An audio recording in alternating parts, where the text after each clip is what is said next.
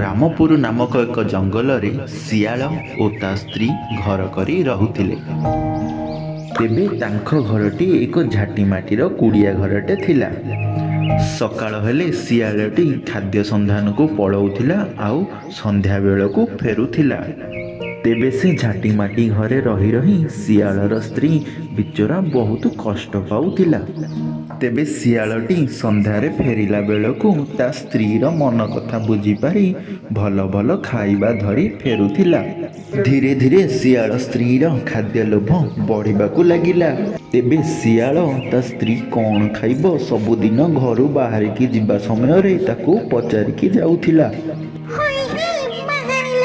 ହଁ, ଆଜି ତୋ ପାଇଁ କ'ଣ ଆଣିବି କହୁନୁ?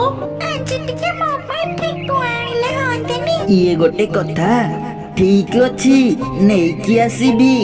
ହଉ, ଜଲ୍ଦି ଯା।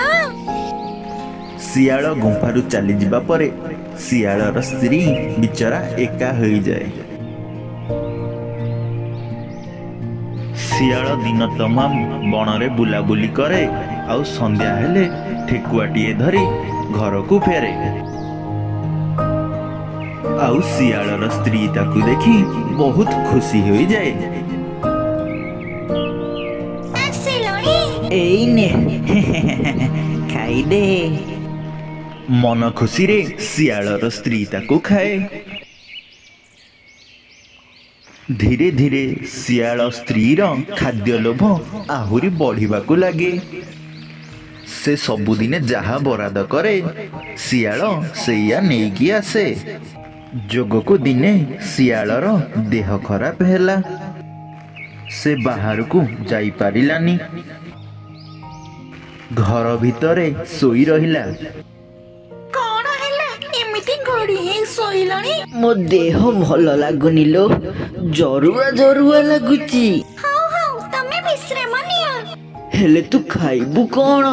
ଯାହା ଘରେ ଅଛି ମୁଁ ତାକୁ ଖାଇକି ଜଳେଇ ନେବି। ତମେ ଜମା ବ୍ୟସ୍ତ ହୁଅନି। ଖାଦ୍ୟଲୋଭୀ ଶିଆଳର ସ୍ତ୍ରୀ ଯେତେ ଦିନ ଶିଆଳ ଅସୁସ୍ଥ ହୋଇ ରହିଲା ସେତେ ଦିନ ଖାଇବାକୁ ବହୁତ ହଇରାଣ ହେଲା। ହେଲେ ଯୋଉଦିନ ଶିଆଳର ଦେହ ଭଲ ହୋଇଗଲା ଆଉ ସେ ବାହାରକୁ ଯିବା ପାଇଁ ବାହାରିଲା, ସେ ସେଦିନ ତାକୁ କହିଲା, ଶୁଣ, ବହୁତ ଦିନ ହବ ପାଟିରେ ଟିକେ ଭଲ ଜିନିଷ ବାଜିନି।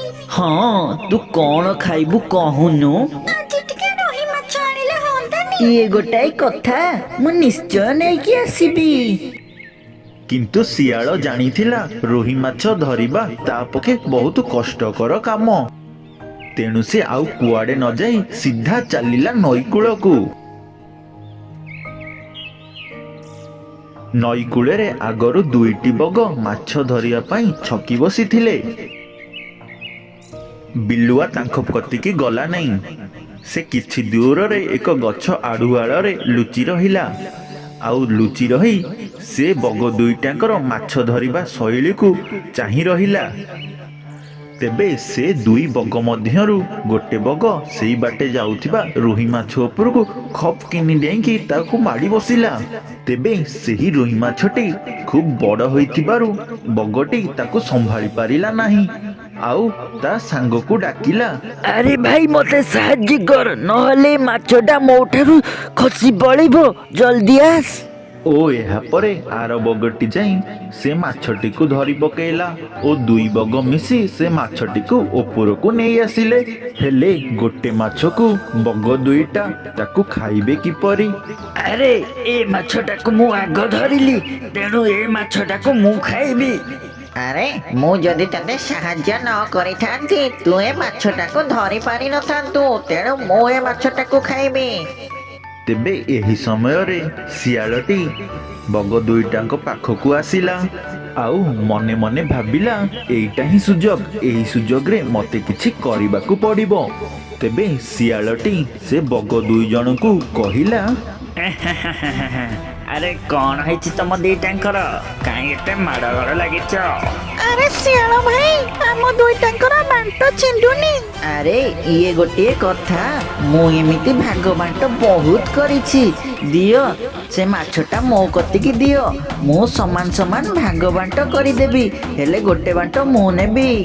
ତେବେ ବଗ ଦୁଇଟି ମନରେ ଭାବିଲେ ଆମେ ସାଙ୍ଗ ଭିତରେ କାହିଁ ଝଗଡ଼ା ଲାଗିବୁ, ଏବେ ସମାନ ଭାଗ ବାଣ୍ଟ ହୋଇଯିବ।